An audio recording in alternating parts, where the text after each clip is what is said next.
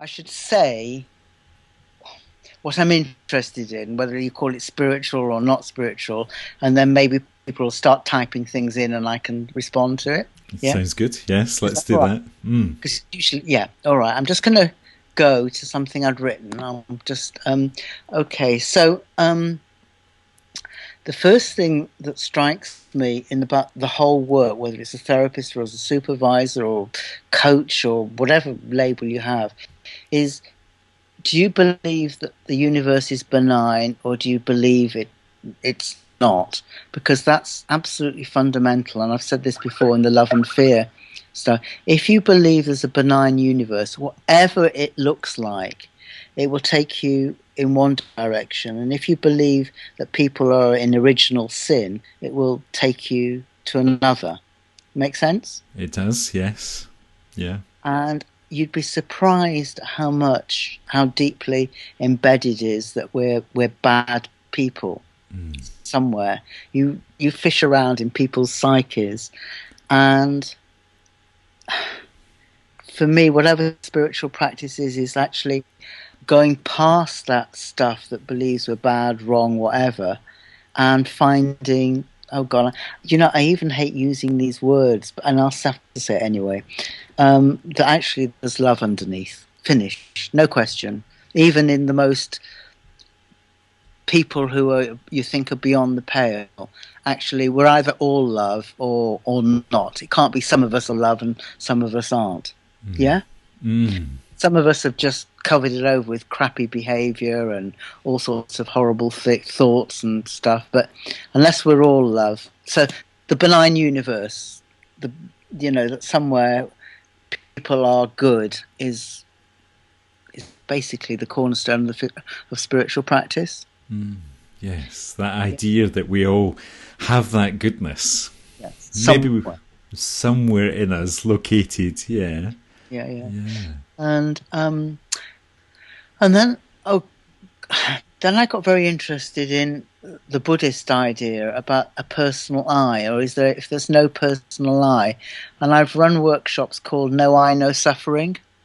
It's like pain happens, but unless you're very attached to an I, it's just pain is happening, as opposed to I am hurting. And looking at all the beliefs that sort of hold the I in place,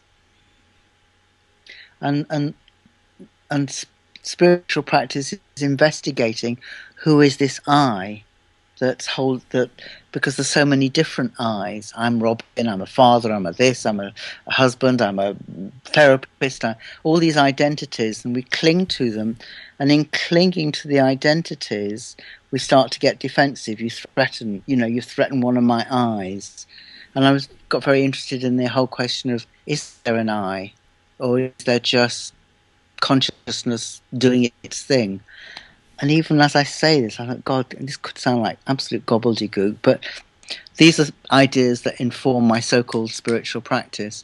And of course, the Course in Miracles is another one about fear and love, and we've talked a bit about that. And, the Sufi maxim that fear knocked at the door, love answered, and there was no one there. Yeah, okay. I like, yeah. Yes. But say something and then I'll say a bit more. I was thinking I've been quite quiet for a while. Yeah, I've been gnashing on like crazy. Anyway.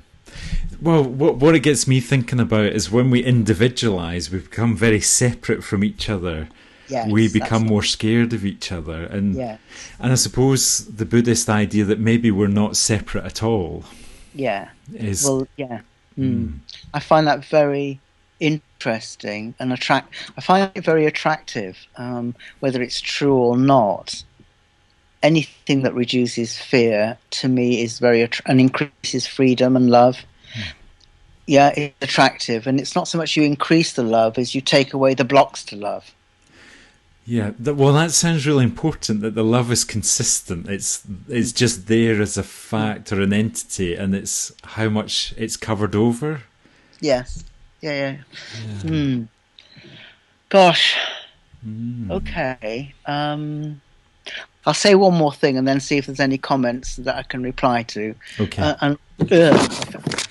Okay, so I came across to about a couple of years ago because I'm doing a conference on forgiveness in Findhorn, and this Hawaiian system is called Ho'oponopono, and basically it's a guy called Hugh Len who was given a psychiatric ward full of so-called criminally insane patients, and took the idea that if these people have come into my life, they're carrying something for me. So I need to look at the criminally insane part of myself, if you like, or whatever, because they've come into my life. So they have to be a mirror of me. Yeah. Okay. So nothing about them. They've come into my life, so it's about me. So that everybody, to relate it to therapy and supervision, every client you have is giving you the gift of looking at that part of yourself. So in fact, you're not healing them, they're healing you. Okay. Yes. Yeah. And Yeah. I remember saying this to you before, but it's worth saying again. And that everybody, and of course, the hardest thing on the lot is to accept your partner is healing you when you're in the middle of a row. Of course, when you're right at it with your partner, Yeah, it's hard to yeah, see it that way. Yeah. yes. Yeah. So But I guess that can mean perhaps quite a shift in how we practice, looking at when I'm thinking about my clients, actually, I'm the one that's being healed. What I'm yes, seeing in my clients, however yes, shocking I might find it, yes. it's That's some, it's part of me as a practitioner. yeah, Yes. because they've Yeah. come into my life. Well, and I think that there's a comment in the question in the chat room. Yeah, When you're in pain, and I think this speaks to also the argument with the partner, it's yes, hard to not feel it personally. So, yes, yeah. Agreed. yes, yeah. There's nothing much more I can say except that